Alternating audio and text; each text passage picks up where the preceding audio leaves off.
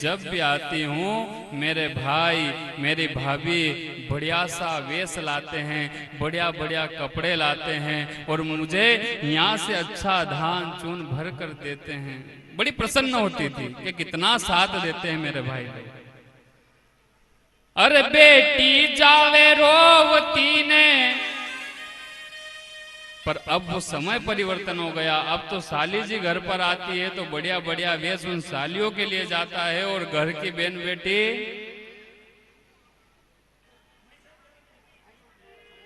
इसलिए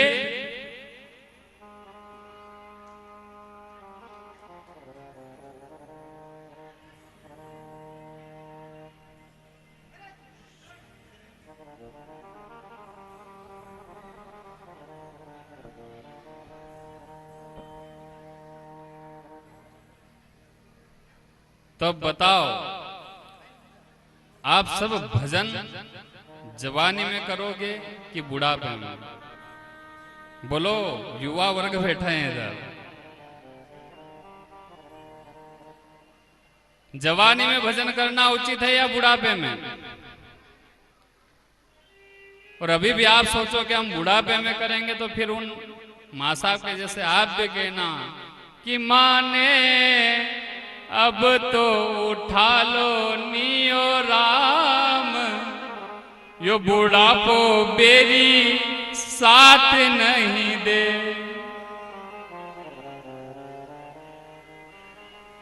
साहब शरीर तो ठीक, परिवार वाले भी साथ नहीं देते हैं। वो स्थिति ऐसी होती है, वो समय ऐसा होता है। इसलिए जब भी भजन करना हो, जब भी दान पुण्य तीर्थ व्रत नियम जो कुछ रखना हो, सब जवानी में करो। बुढ़ापा किसने देखा?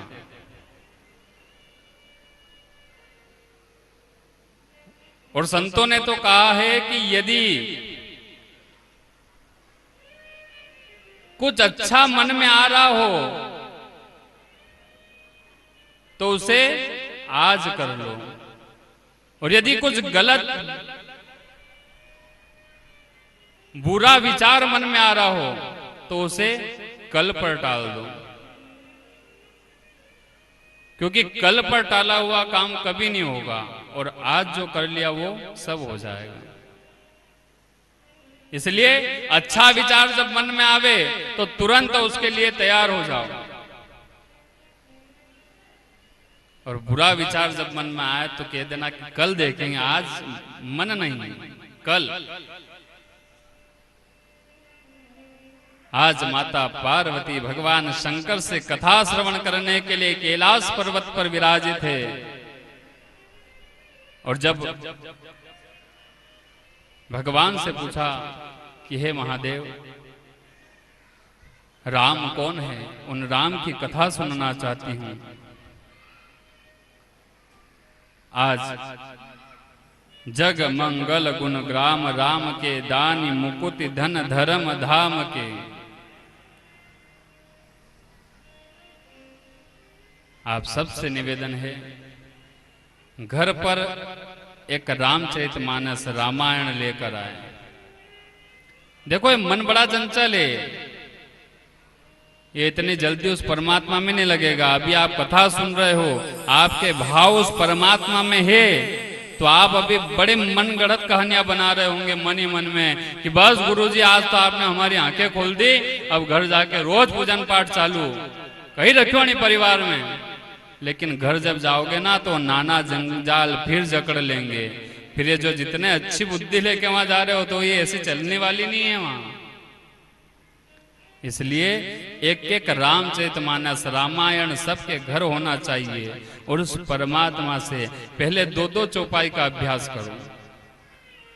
समय बीतने पर 2 से 4 करो, 4 से 8 करो, और उन चौपाइयों को बढ़ाते हुए नित्य उस रामचरितमानस का गायन अपने घर में प्रारंभ कर दो।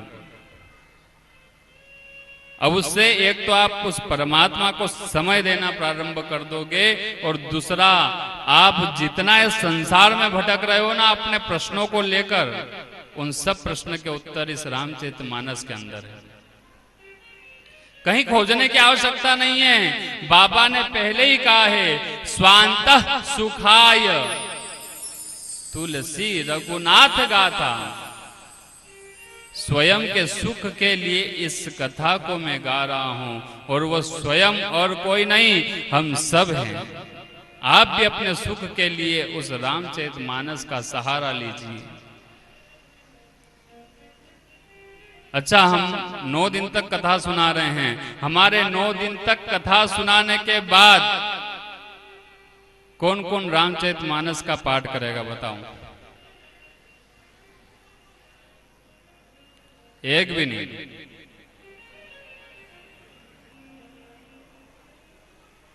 अरे झूठे मूठे मन से तो हाथ खड़े करते, पर एक भी नहीं है। देखो,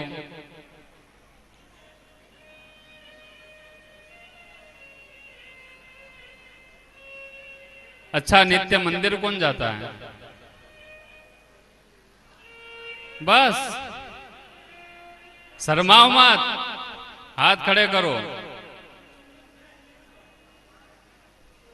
और बाकी सब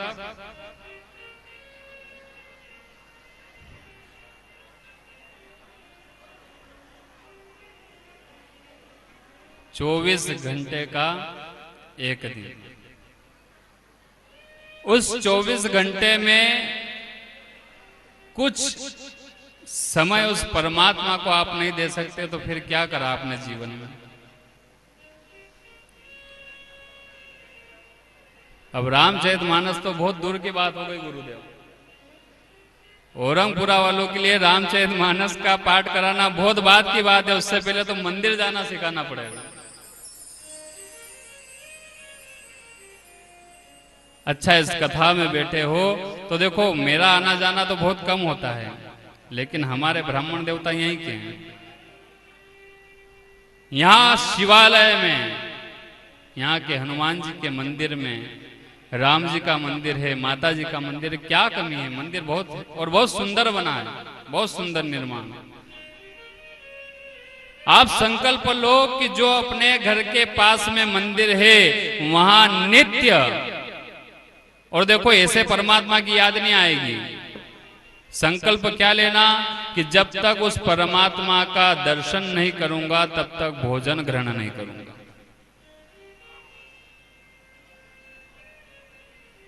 और जब जब भूख लगेगी तो उस गोविंद की याद आएगी।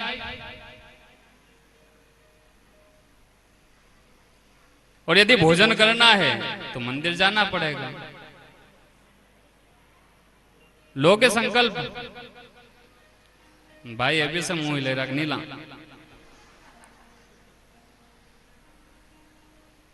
अरे लोग कुछ तो,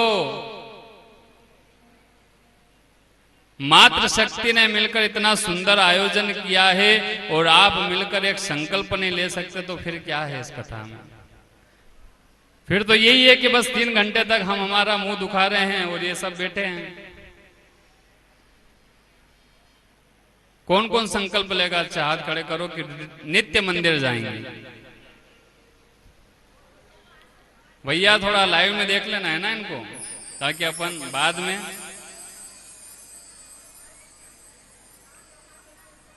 ये हमारे लिए नहीं, ये ऐसा नहीं कि कोई देखे या हम आपसे बार बार पूछे, या हम आप स्वयं के लिए बोल रहे हैं।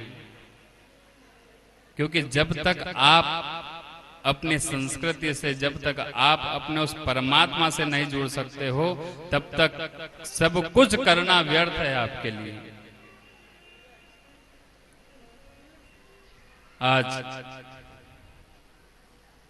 सुंदर कथा को सुनना चाह रही है माता पार्वती। जहीं के हृदय भगत जस प्रीति, प्रभु तह प्रकट सदात है रीति। सबसे पहले प्रश्न किया है कि जो श्रुति का सिद्धांत क्या है? राम जी का भजन करना ही श्रुति का सिद्धांत है। अब भगवान भोलेनाथ पार्वती के एक एक प्रश्नों का उत्तर दे रहे हैं कि देवी, सगुण और निर्गुण में कोई अंतर नहीं है।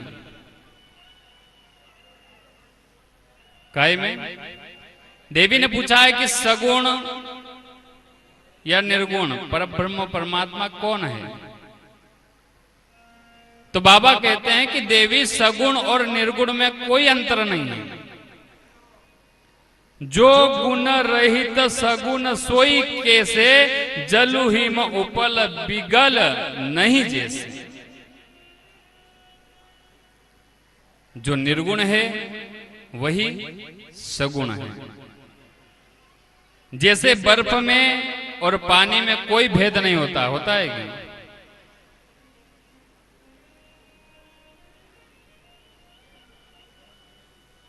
बर्फ में क्या है? पानी, और पानी में भी वही पानी। तो जब बर्फ में और पानी में कोई भेद नहीं है, उसी प्रकार निर्गुण और साकार में कोई अंतर नहीं।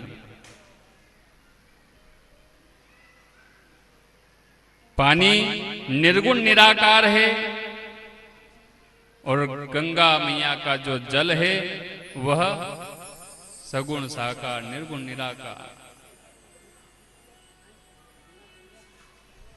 वह गंगा नदी के अंदर जब वो जल प्रवाहित होता है तो वही जल है। उस जल को जब आप एक लोटे में भर दोगे तो वो किसका आकार लेती है? लोटे का। उसे ही आपने कमंडलू में भर लिया तो उसने किसका आकार लिया? कमंडलू। है वही जल, आकार परिवर्तन हो गया। परमात्मा वही है। जहीं के हृदय भगति जस प्रीति, प्रभु तह प्रकट सदा तेहि रीति।